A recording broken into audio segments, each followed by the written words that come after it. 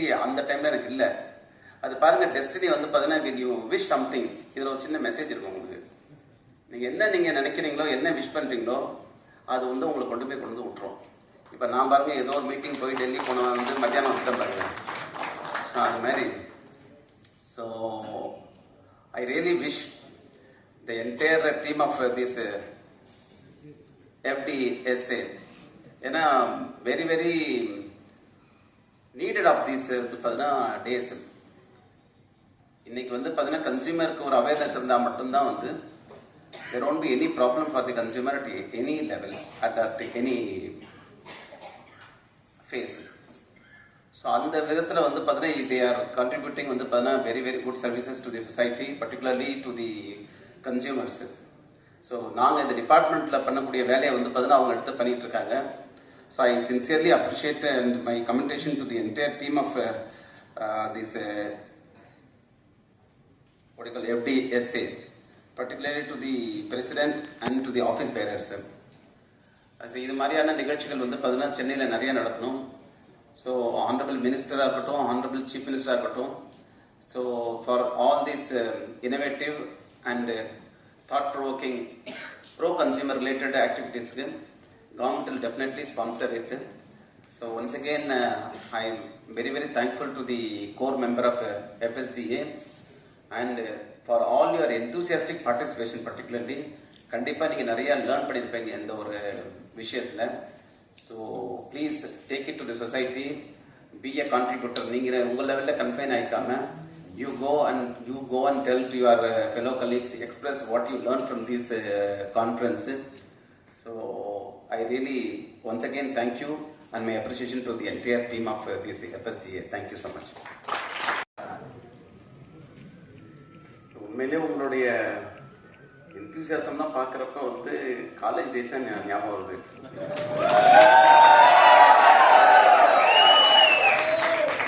ரெண்டு விதமான ஆடியன்ஸ் இருப்பாங்க. ஒன்று ப்ரோக்ராம் நல்லா இருந்தால் அருமையாக கை தட்டுவாங்க,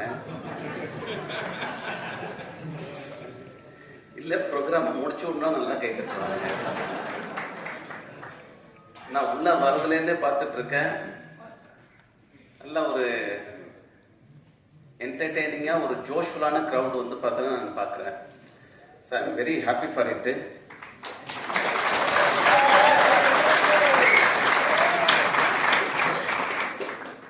ஐ விஷ் நீங்கள் எல்லாரும் ஃபஸ்ட்டு கேட்டகரியில் இருக்கணும் அப்படின்ட்டுன்னு. ஸோ அந்த வகையில்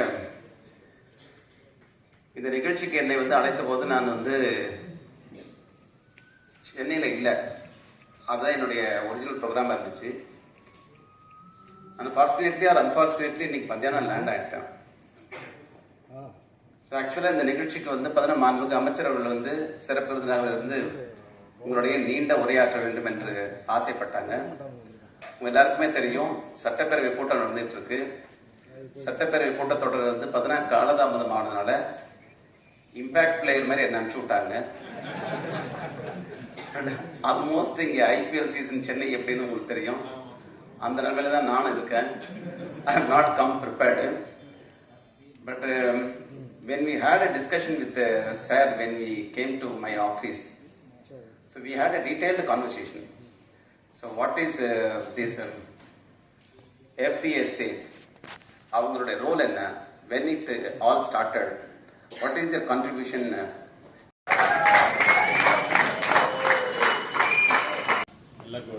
First of all, I would like to thank the government of Tamil Nadu for accepting the act which is given by the central government. 100% the Tamil Nadu unemployed will get more opportunities through this direct selling. And thanks to the CM sir, thanks to the Minister sir, and through FDSA we are conducting awareness programs all over India. The main aim of conducting these awareness programs are to eradicate money circulation companies, fly-by-night companies from India.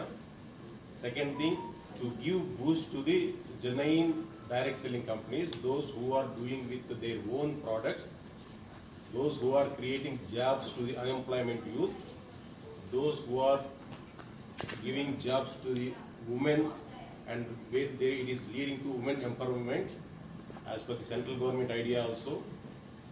And in the vision of 2047, where we want to make India as a developed country, in that definitely a direct selling is going to play a major role. And I wish, like Tamil Nadu government, all the government should come forward to encourage genuine direct selling companies only in India. And I request the Tamil Nadu government to take action against money circulation companies. And in the same way, I request the people of Tamil Nadu also, please don't join in money circulation companies. They may close at any time.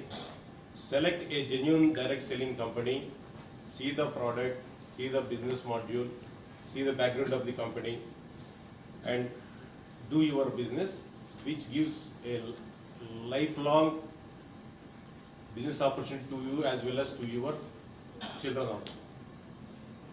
Thank you so much. I am A.P. Reddy, President of Federation of Direct Selling Associations. We are fighting towards elimination of money circulation from India and giving strength to the direct selling companies which are doing with the genuine products. Thank you so much. So what you P. Devana, Vice President, Legal, Federation of Direct Selling Association. Federation of Direct Selling Association வந்து டெல்லியில் வந்து தலைமையகமாக கொண்டு India முழுவதும் direct selling அதாவது வந்து manufacture வந்து கஸ்டமர்ஸ்க்கு போய் சேரக்கூடிய நேர்முக விற்பனைக்கான ஒரு ஃபெடரேஷன் இது. இந்த ஃபெடரேஷனில் வந்து என்ன செய்யணும் அப்படின்னு பார்த்தீங்கன்னா 3 வகையான வந்து ஒர்க் மேஜராக பிரைமரியாக இருக்குது. ஒன்று வந்து அரசாங்கத்தில் வந்து டைரக்ட் செல்லிங் நிறுவனங்களை பற்றி அவங்களுடைய வியாபாரத்தோட விரிவாக்கத்தை பற்றி அவங்களுக்கு ஏற்படக்கூடிய இன்னல்களை பற்றி வந்து அரசாங்கத்துக்கு எடுத்து சொல்லி அதுக்கான சிறப்பான ஒரு லாவோ ரூல்ஸோ இல்லை கைட்லைன்ஸோ உருவாக்குறது. ரெண்டாவது இதில் ஈடுபட்டிருக்கக்கூடிய வந்து டைரக்ட் செல்லிங் என்டிட்டிஸ் கம்பெனிஸ்க்கு வந்து அரசாங்கத்தோட சட்ட திருத்தங்களை வந்து டைரெக்டாக அவங்களுக்கு எடுத்துகிட்டு போய் கம்யூனிகேட் பண்ணி அதை அவங்க வந்து ஃபாலோ பண்ணுறதுக்கான என்ன இம்பார்ட்டன்ட் சொல்லிட்டு அவங்களுக்கு எஜுகேட் பண்ணுறது. மூணாவது வந்து இது வந்து முக்கியமாக இதில் ஈடுபடக்கூடிய நுகர்வோர்கள் கன்சியூமர்ஸ் டைரக்ட் செல்லிங் கன்சியூமர்ஸ் ஆகட்டும் இந்த கம்பெனிஸ்ல வாங்கக்கூடிய பொருட்களை வாங்கி உபயோகப்படுத்தக்கூடிய நுகர்வோர்களுக்கு வந்து அவங்களுக்கு இருக்கக்கூடிய உரிமைகள் என்ன, இதில் வந்து அவங்களுக்கு இதில் பாதிப்பு ஏற்பட்டால் அவங்க எந்த இடத்துல போய் கம்ப்ளைண்ட் பண்ணலாம், அவங்களுக்கான வந்து இந்த சட்டம் என்ன சொல்ல வருது, அவங்களுக்கான வந்து வாழ்வாண்மை எப்படி இந்த சட்டம் வந்து அவங்களுக்கு உறுதியளிக்குது அப்படிங்கிற விஷயத்தை எடுத்துகிட்டு போகிறது தான் எங்களுக்கு. 2021 வந்து கன்சியூமர் ப்ரொடெக்ஷன் ஆக்டுக்கு உள்ள வந்து சென்ட்ரல் கவர்மெண்ட் வந்து டைரக்ட் செல்லிங் ரூல்ஸ் அப்படிங்கிற ஒரு விஷயத்தை வந்து உருவாக்கியிருக்காங்க.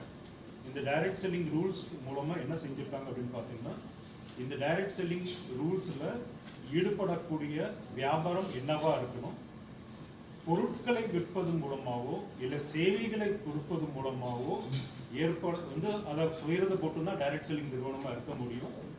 அந்த டைரக்ட் செல்லிங் நிறுவனத்தில் வந்து அந்த பொருளோ இல்லை சேவையோ விற்கிறது மூலமாக வரக்கூடிய வருமானத்தை போட்டு தான் கமிஷனாக கொடுக்க முடியும். எந்த ஒரு பொருள் வந்து ஆப்பர்ச்சுனிட்டி இல்லை அப்படின்னா கூட எந்த கன்சியூமரும் அந்த பொருளை வாங்குவாங்களோ அந்த மாதிரியான பொருட்களை போட்டு தான் நியாயமான விலையில கொடுக்கணும் அப்படிங்கிறது தான் இந்த டைரக்ட் செல்லிங் ரூல்ஸுக்கான ஒரு தத்துவம்.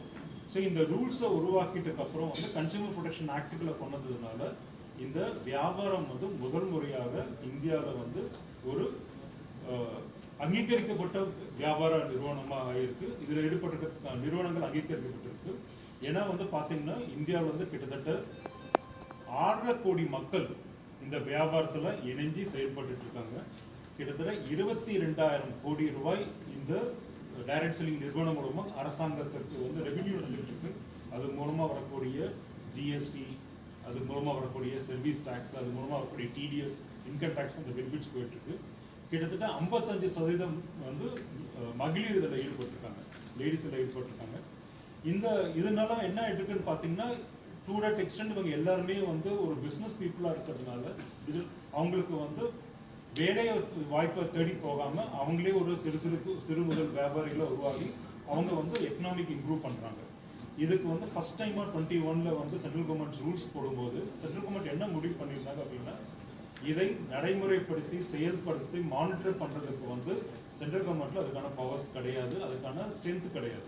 அதனால் இந்த ஸ்டேட் சப்ஜெக்டாக கன்வெர்ட் பண்ணிவிட்டு ஒவ்வொரு ஸ்டேட்லேயும் இந்த ரூல்ஸ்க்கு கீழே ஒரு மானிட்டரிங் கமிட்டி அப்பாயின்ட் பண்ணணும் அப்படின்னு சொல்லி வந்து அனௌன்ஸ் பண்ணியிருந்தாங்க. இது அந்த விதத்தில் வந்து இந்தியாவிலேயே வந்து தமிழ்நாடு வந்து முன்னிட்டு 2023 இது ஒரு monitoring committee Tamil Nadu government appoint பண்ணியிருக்கு. Consumer protection consumer department consumer affairs department கீழே வந்து இந்த மானிட்டரி கமிட்டி வந்து வருது.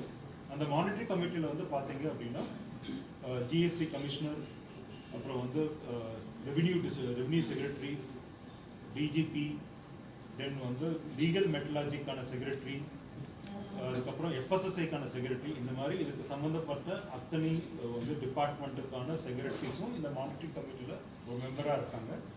ஒவ்வொரு குவார்ட்டர்லேயும் வந்து இந்த மானிட்டரிங் கமிட்டி கூடி இதில் வரக்கூடிய ஏதாவது கம்ப்ளைண்ட் நுகர்வோருக்கு கம்ப்ளைண்ட் வந்திருந்தது அப்படின்னா அந்த கம்ப்ளைண்ட்டுக்கு அதை அட்ரஸ் பண்ணுறாங்க. ரெண்டாவது கன்சியூமர் அஃபேர்ஸ் டிபார்ட்மெண்ட் என்ன செய்கிறாங்க அப்படின்னு பார்த்தீங்கன்னா அந்த கம்ப்ளைண்ட் எதை நோக்கி வந்திருக்கு, சப்போஸ் ஒரு எஃப்எஸ்எஸ்சி நோக்கி வந்ததுன்னா எஃப்எஸ்சி டிபார்ட்மெண்ட் அதை கொடுத்துருவாங்க. இல்லை வந்து இது வந்து ஒரு ரெவென்யூ நோக்கி வந்திருந்தாலோ இல்லை டிடிஎஸ் பிடிச்சி கட்டாமல் விட்டுருந்தாலோ அந்த மாதிரி அந்த டிபார்ட்மெண்ட்டுக்கு இவங்க அமைச்சு அந்த டிபார்ட்மெண்ட் அதில் வந்து செயல்படுத்துறதுக்கான ஒரு வழிவகை செஞ்சு கொடுத்துருக்காங்க. ஸோ இன்னைக்கு வந்து இன்னையோட ஃபங்க்ஷன் என்ன அப்படின்னு பார்த்தீங்கன்னா எஃப்டிஎஸ்சி சார்பாக ஒவ்வொரு மாநிலத்திலையும் வந்து அந்த மாநிலத்தில் இருக்கக்கூடிய நிறுவனங்கள் அந்த மாநிலத்தில் ஈடுபட்டிருக்கக்கூடிய முதன்மையான வந்து நுகர்வோர்களை டிஸ்ட்ரிபியூட்டர்ஸ் வந்து கூப்பிட்டு அவங்களுக்கு ஒரு அவேர்னஸ் வந்து நடத்துறது தான் இன்னைக்கு இந்த ஃபுல் டே அவேர்னஸ் ப்ரோக்ராம் வந்து காலையில் நடந்துகிட்டு இருக்கு. இதில் வந்து இந்தியாவில் முதல் தடவையாக டைரக்ட் செல்லிங்க்கு அப்படின்னு சொல்லிட்டு ஒரு எம்பிஏ கோர்ஸ் ஒன்று வந்து ஷூலினி யூனிவர்சிட்டி இமாச்சல் பிரதேஷ் யூனிவர்சிட்டி நடத்துகிறாங்க. அந்த ஷூலினி யூனிவர்சிட்டியோட வந்து ப்ரொஃபஸர் வந்திருக்காரு இங்கே. ஸோ அவர் வந்து அவருக்கு வந்து அந்த ஒரு எம்பிஏ கோர்ஸ் நடத்துறதுனால டைரக்ட் செல்லிங்னா என்ன, அது என்ன அப்படிங்கிற ஒரு விழிப்புணர்வு அவங்களும் கொடுக்குறாங்க. அடுத்தது வந்து எஃப்டிஎஸ்சியோட சார்பாகவும் வந்து இதில் இருக்கக்கூடிய பிரசிடென்ட் ஆகட்டும், வைஸ் பிரசிடென்ட் ஆகட்டும், அதில் இருக்கக்கூடிய அட்வொகேட்ஸ் ஆகட்டும், அதுக்கான ஈடுபட்டிருக்க நிறுவனங்கள் அவங்களும் வந்து இதுக்கான விழிப்புணர்வு எடுத்து கொடுக்குறாங்க. இன்னைக்கு ஈவினிங் வந்து நம்மளுடைய Tamil Nadu consumer affairs டிபார்ட்மெண்ட்டோட minister Chakrapani sir வந்து இங்கே வந்து ப்ரோக்ராம் வந்து கலந்துக்கிறதுக்கு வந்து டைம் கொடுத்துருக்காரு. அதே மாதிரி assistant commissioner from consumer affairs department அவங்களும் வந்து இந்த ப்ரோக்ராமில் அவங்களுடைய செய்திகளை வந்து மக்களுக்கு சொல்கிறதுக்கு வந்து ரெடியாக இருக்காங்க. ஸோ அதுதான் இந்த இன்னைக்கான ப்ரோக்ராமுக்கான செய்யப்படுது. வந்து என்ன அப்படின்னா இப்போ வந்து இந்த கோ லோக்கல் மேக் இந்தியா செல் இந்தியா அப்படிங்கிற விஷயம் வந்து என்னன்னு பார்த்தீங்கன்னா அடிப்படையில் டைரக்ட் செல்லிங்கில் மட்டும்தான் இது செயல்படுத்த முடியும். காரணம் என்ன அப்படின்னு பார்த்தீங்கன்னா இங்கே எல்லாமே வேர்ட் ஆஃப் மவுத் மூலமாக நடக்கக்கூடிய வியாபாரம் தான். இந்த இடத்துல வந்து ஒரு எம்என்சிஸ்க்கு அகெயின்ஸ்டு ஒரு விவசாயியாக இருக்கட்டும், இல்லை வந்து ஒரு சின்ன சயின்டிஸ்டாக ஆகட்டும், இல்லை ஒரு நிறுவனங்கள் தயாரிக்கிற நிறுவனங்கள் அவங்களுக்கு வந்து ஒரு எம்என்சியோ ஒரு மிகப்பெரிய நிறுவனங்களை எதிர்த்து போராடுற அளவுக்கு வந்து ஒரு பணபலமோ ஒரு அட்வர்டைஸ்மெண்ட் கேம்பெயினோ இல்லை ஸ்ட்ரென்த்தோ கிடையாது. அவங்களுக்கு சரியான பொருள் இருக்குது அப்படின்னா அந்த பொருளை வந்து ஒரு டைரக்ட் செல்லிங் கம்பெனிக்கு கொடுக்கறது மூலமாக அந்த பொருள் வந்து இந்தியா முழுவதும் அத்தனை கஸ்டமருக்கும் வேர்ட் ஆஃப் மவுத்தில் கொண்டு போய் சேர்க்கக்கூடிய மிகப்பெரிய விஷயம் இங்கே தான் நடந்துகிட்டு இருக்கு. இது வரைக்கும் டைரக்ட் செல்லிங்கில் விற்கக்கூடிய பொருட்கள் மேக்ஸ் 95% வந்து எல்லாமே இந்தியாவில் தயாரிக்கப்பட்டு இந்தியாவோட மேனுஃபேக்சர்ஸ் உருவாக்கப்பட்ட பொருள் தான் இந்திய மக்களுக்கு கொண்டு போய் சேருது. அப்படி இருக்கும்போது இங்கே தான் ஒரு டெக்னாலஜி முதல்ல வந்து இங்கே வந்து புதுசாக வருது. அதுக்கப்புறம் இந்த டெக்னாலஜி பாப்புலர் ஆச்சு அப்படின்னா மற்ற மார்க்கெட்டுக்கு வந்து ஜென்ரல் மார்க்கெட் ட்ரெடிஷனல் மார்க்கெட்டுக்கு வரதுக்கான சினாரியோ இப்படி தான் நடந்துகிட்டு இருக்கு.